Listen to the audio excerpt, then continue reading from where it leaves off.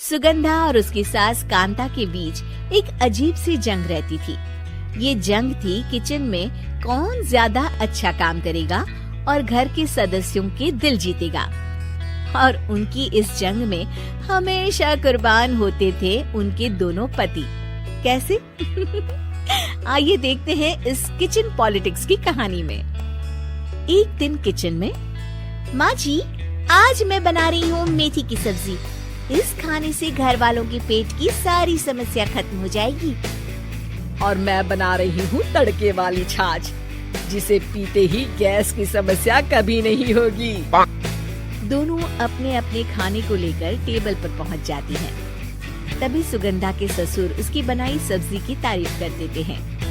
अरे वाह, मेथी की सब्जी भी बनी है, बड़ी ही स्वादिष्ट है। वाह बहू वाह। अरे बहू, लेकिन इसमें इतनी सारी मेथी बर्बाद करने की क्या जरूरत थी? देखिए माँ जी, ये तो वो मेथी है जो आप रात में भिगोकर सुबह उसका पानी पीती हैं, और जो मेथी फेंक देती हैं, उसी से मैंने ये सब्जी बनाई है। अरे वाह बहू, तुमने तो बड़ा ही समझदारी का काम किया। बस अब क्या था, कांता जी का तो मानो ये सुनकर खून ही सूख गया। वो फैसला कर लेती है कि किसी भी तरह वो अपने खाने की तारीफ लेकर ही रहेगी और सुगंधा को किचन में उसकी कमियां गिनाएगी। कांता फ्रिज खोलकर देख रही होती है और फिर सुगंधा से कहती है, अरे बहू, ये क्या, पूरा फ्रिज गंदा पड़ा है। तभी वहाँ सुगंधा का पति आ जाता है। वो सुगंधा को डांट कर कहता है, सुगंधा, तुम्हें कितनी बार कह रखा है कि वायरस फैल रहा है, साफ सफाई का पूरा ख्याल रखना है, लेकिन तुम किचन में इतनी गंदगी रखोगी तो कैसे चलेगा।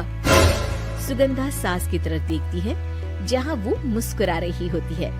सुगंधा समझ जाती है कि सास ने उससे बदला लेने के लिए ये सब किया है। दोनों रात के खाने की तैयारी में लग जाती हैं। दोनों ना एक दूसरे की तरफ देखती हैं और ना ही एक दूसरे से बातें करती हैं। रात को खाने की टेबल पर एक एक कर दोनों कई तरह के अलग अलग व्यंजन टेबल पर लगा देती हैं और अपने अपने पति के पास जाकर खड़ी हो जाती हैं। अरे खाइए जी खाइए, मैंने बड़ी मेहनत से बनाया है। प्लेट में वो खाना डालती हैं। सुगंधा भी दोनों की प्लेट में खाना डालते हुए कहती है, बड़ी ही मेहनत लगी है इस खाने को बनाने में। हाँ, दोनों को ना चाहते हुए भी सारा खाना खाना पड़ता है। कहीं दही तो कहीं मलाई तो कहीं मसाला। और इन सब के बाद दोनों बड़ी ही मुश्किल से अपने कमरे में सोने जाते हैं। लेकिन अगली सुबह सुगंधा का पति चिल्ला रहा होता है, हाय रे, हाय मेरा तो पेट खराब हो गया। हाय माँ, बहुत दर्द हो रहा है। तो वहीं कांता के कमरे से भी कुछ ऐसी ही आवाज आने लगती है। हे भगवान, इस सास बहू की लड़ाई हमारी जान लेकर रहेगी। जाओ कोई डॉक्टर को बुला कर लाओ।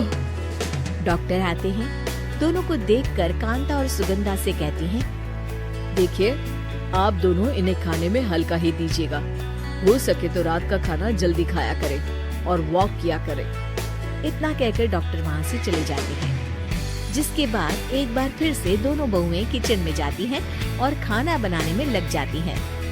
रात में खाने के टेबल पर दोनों एक बार फिर से खाना लगाने लगती है।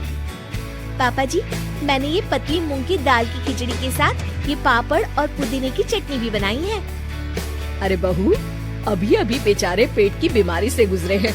इतना भारी खाना तो डॉक्टर ने भी मना किया है ना। देखिए, मैंने आप दोनों के लिए सूप बनाया है। और दोनों उन लोगों की प्लेट में खाना डालने लगती हैं। तभी दोनों एक साथ बोल पड़ते हैं, बस करो, हमें माफ करो। हमें नहीं खाना इस घर में, ना खिचड़ी और ना ही सूप। हम इंसान हैं, एक वक्त में एक ही खाना खा सकते हैं। बस करो, हमें माफ करो। हमें नहीं खाना इस घर में, ना खिचड़ी और ना ही सूप। हम इंसान हैं, एक वक्त में एक ही खाना खा सकते हैं। इतना कहकर वो दोनों वहाँ से चले जाते हैं। कहानी का अंत। आप लोग उम्मीद कर रहे होंगे कि अंत में सब ठीक हो जाएगा। नहीं जनाब, अगर सास बहू के बीच सब ठीक हो जाए तो आप ये सीरीज देखे ही क्यों? तो मजा लीजिए इस चैनल में सास बहू से जुड़ी कहानियों का, क्योंकि ये ऐसा रिश्ता है जिसकी मिठास